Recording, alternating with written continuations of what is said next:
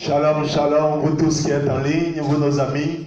Bienvenue à notre coaching conjugal et familial. Nous allons nous entretenir encore pour une dizaine de minutes. Les samedis derniers, nous travaillons sur le quitter et non le fuir. Nous travaillons également aussi sur la nécessité d'être un homme et non un enfant avant de quitter. Aujourd'hui, nous allons partager sur le principe de s'attacher. J'aimerais vous dire, selon Genèse 2, le verset 24, l'homme quittera son père et sa mère, s'attachera à sa femme et les deux deviendront une seule chair. Vous connaissez certainement ce passage. L'homme quittera son père et sa mère, s'attachera à sa femme et les deux deviendront une seule chair. Dans mes premières années de mariage, j'ai passé tout mon temps à prier, demander à Dieu de m'attacher à mon épouse, jusqu'à ce qu'un jour j'entende une voix qui me dise insensé. Regarde dans la parole de Dieu depuis quand j'ai attaché un homme à sa femme. J'ai fini par comprendre et j'ai commencé à faire attention au passage. L'homme quittera son père et sa mère et c'est lui-même qui s'attachera à sa femme. J'aimerais vous dire, vous tous qui êtes en ligne, qui êtes mariés ou non, qui avez des enfants ou non, qui êtes des parents célibataires ou non, j'aimerais vous dire, si vous désirez vous marier ou si vous êtes déjà marié, il est important que vous compreniez le principe qui va faire l'objet de notre coaching cet après-midi. C'est s'attacher, c'est-à-dire devenir un avec son conjoint. Je vous explique en quelques mots la nécessité d'être un avec son conjoint, la nécessité d'être en harmonie avec son conjoint. La Bible dit, une maison qui est divisée ne peut pas subsister. Votre relation ne peut pas tenir tant que vous n'êtes pas en harmonie avec votre conjoint. Et la Bible va plus loin pour dire, si deux personnes se mettent en accord sur la terre, pour demander quelque chose à Dieu, quel que soit le sujet, ils auront un exaucement. Si vous n'êtes pas un avec votre conjoint, vos prières ne pourront pas être exaucées. Je ne parle pas d'être ensemble, je parle d'être un. J'en viendrai tout à l'heure à ce que j'appelle être un, à ce que j'appelle être attaché à son conjoint. Mais bien avant, permettez-moi encore de vous dire, un couple qui n'est pas devenu un n'a pas de solidité. Rappelez-vous cette belle histoire en Genèse, le chapitre 11, l'histoire de Babel, où la Bible dit les hommes se sont mis ensemble et ils ont décidé de construire une tour qui va toucher le ciel. Ils ont dit quelques mots. Mettons-nous ensemble, faisons-nous des briques, construisons une tour qui va jusqu'à aller toucher le ciel, faisons-nous un nom. La Bible dit, ils parlaient le même langage, ils avaient les mêmes mots et ils avaient aussi le même projet. Et quand Dieu a constaté l'unité de leur cœur, l'unité de l'esprit, quand Dieu s'est rendu compte qu'ils avaient les mêmes mots, la même pensée, le même langage, qu'ils avaient le même projet, Dieu s'est étonné. Il dit, regardez comment ces personnes-là sont unies. Personne ne pourra les arrêter dans leur entreprise. Dieu était obligé pour les arrêter de descendre au milieu d'eux et de les confondre. Qu'est-ce que je vais vous dire? Quand un couple arrive à être un, ils deviennent invincibles. Justement, le diable n'est pas important tant qu'un couple est attaché l'un à l'autre. Le diable n'est pas important tant que les conjoints sont attachés l'un à l'autre. Mais pour les fragiliser, il les divise. Il fait en sorte qu'il n'ait pas le même langage, qu'il n'ait pas les mêmes mots et qu'il n'ait pas les mêmes visions. À la vérité, un couple divisé, c'est un couple qui a plusieurs visions. Dit, qui veut dire plusieurs, et vision. Si vous êtes divisé, c'est que madame a sa vision, monsieur a sa vision. Ce coaching de ce jour, c'est pour que vous soyez plus divisés, que vous soyez un, que vous ayez le même langage, que vous ayez les mêmes mots et que vous ayez le même projet. Non seulement cela vous rendra solide, cela garantira l'exaucement de vos prières et cela vous rendra invincible.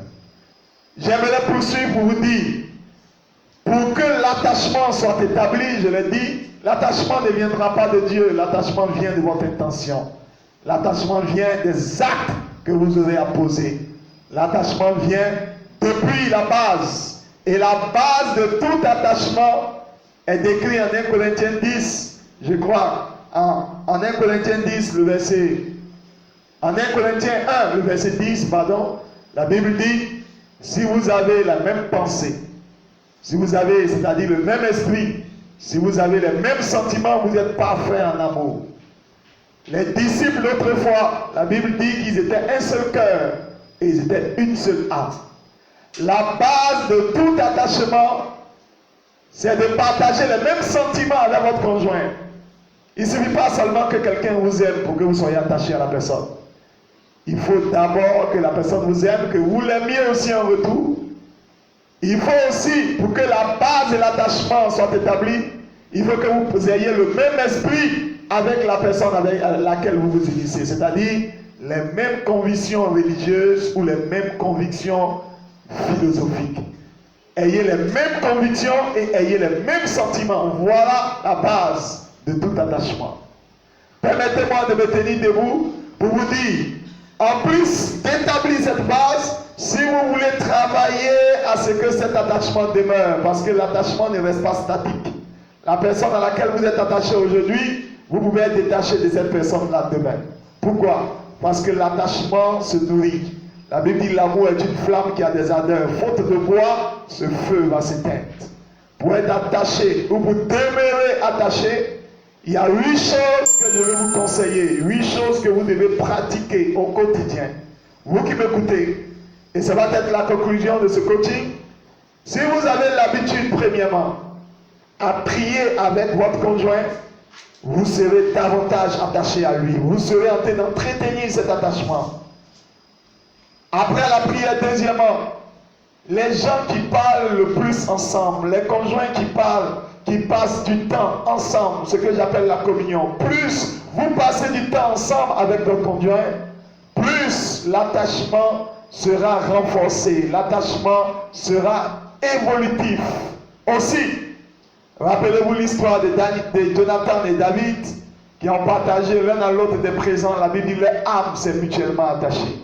Les conjoints qui se partagent des présents permanemment à l'occasion d'anniversaires, à l'occasion d'événements importants, ils se rapprochent le plus.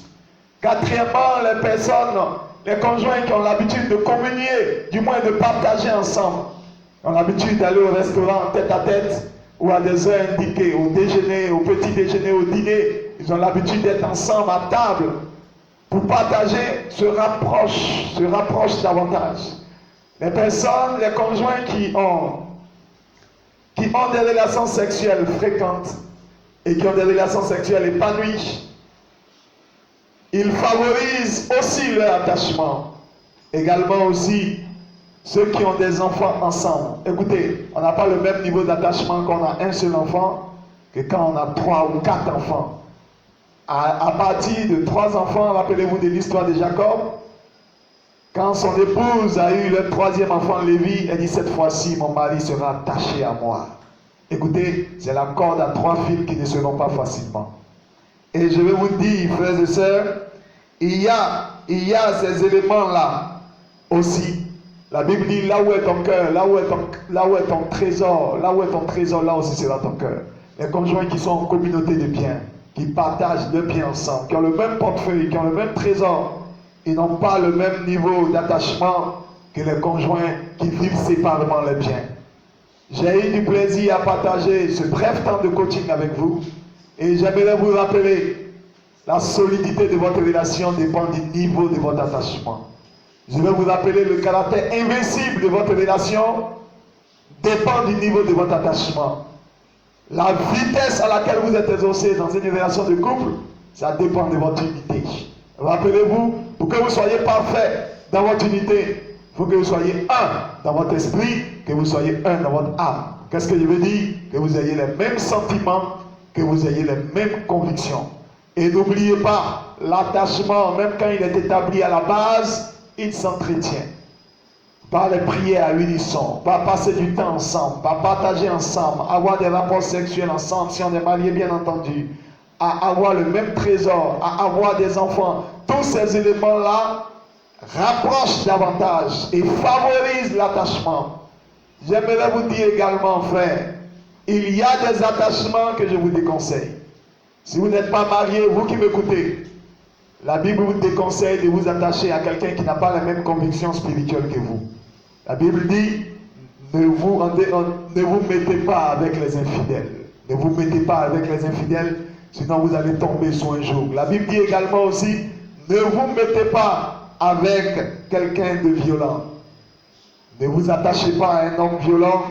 Vous pouvez vérifier ces passages en Proverbe 22, verset 24. La Bible dit aussi, ne vous attachez pas à une femme querelleuse et irritable.